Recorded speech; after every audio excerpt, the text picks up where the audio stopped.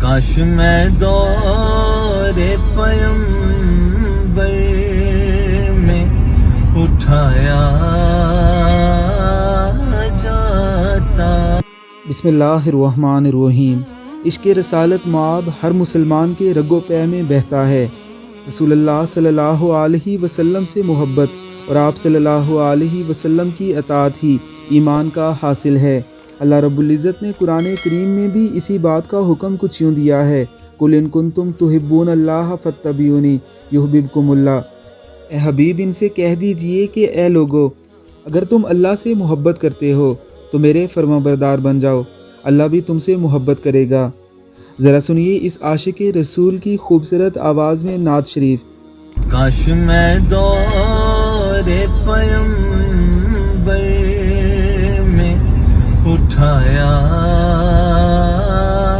جاتا، باخدا قدموں میں سرکار کے پایا جاتا،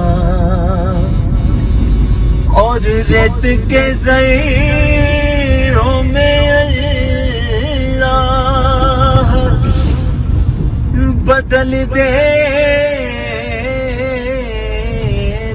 مجھے،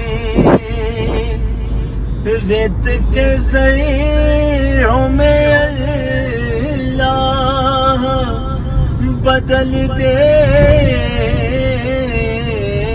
مجھے، پھر مجھے راہ محمد میں بچھایا جاتا،